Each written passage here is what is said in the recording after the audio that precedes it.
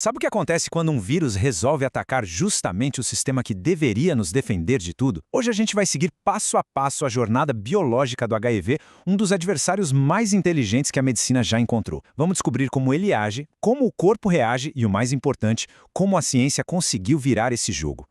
Para entender essa história, a gente vai passar por 5 capítulos. Primeiro, vamos conhecer o nosso antagonista. Depois, ver como ele invade o corpo. Em seguida, entender a diferença crucial entre ter o HIV e desenvolver a AIDS.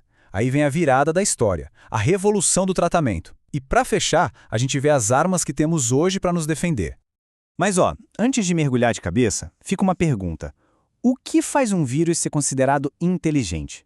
Ele não tem cérebro, claro, mas ele tem estratégia.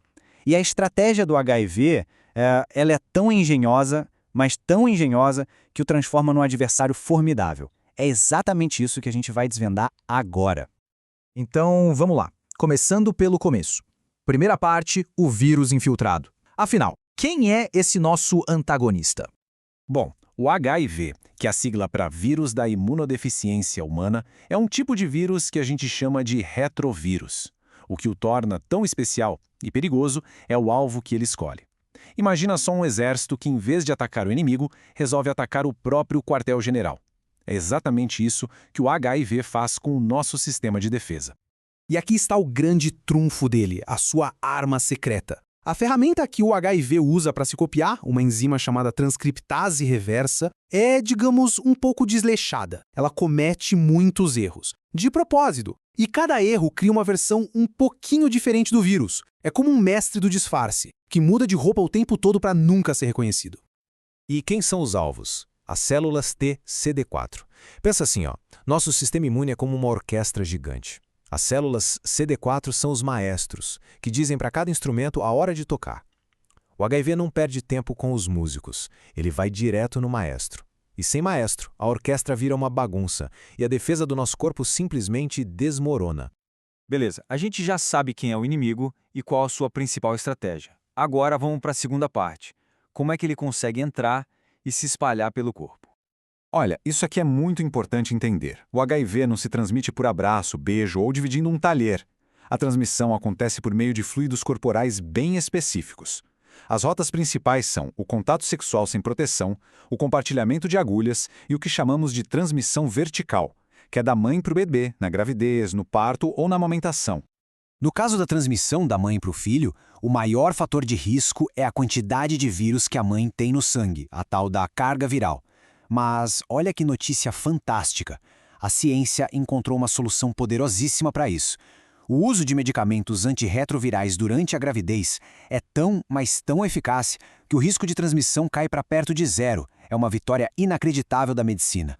Uma vez que o vírus entra no corpo, ele não perde tempo. Nas primeiras semanas, ele se multiplica numa velocidade alucinante. E os sintomas muitas vezes parecem com uma gripe bem forte, uma febre, dor no corpo, algo que pode passar batido.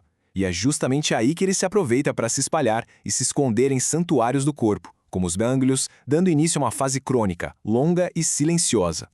Isso nos leva à terceira etapa.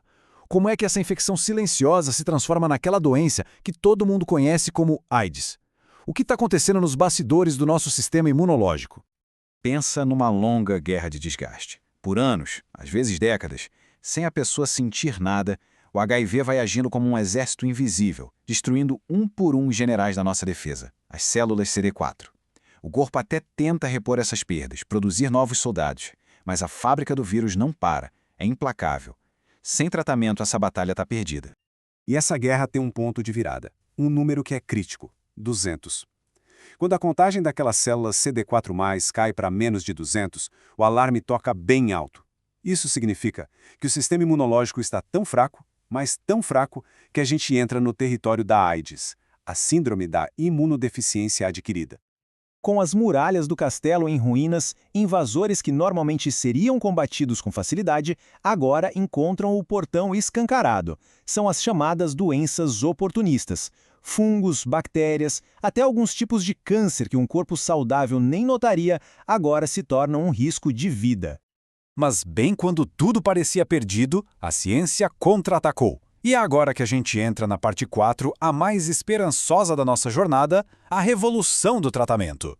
Antes da terapia antirretroviral, a TARV, um diagnóstico de HIV era praticamente uma sentença. Depois dela, tudo mudou, de verdade. A TARV transformou uma doença quase sempre fatal em uma condição crônica, que dá para controlar, tipo diabetes. Ela devolveu para as pessoas a chance de ter uma vida longa, saudável e cheia de planos.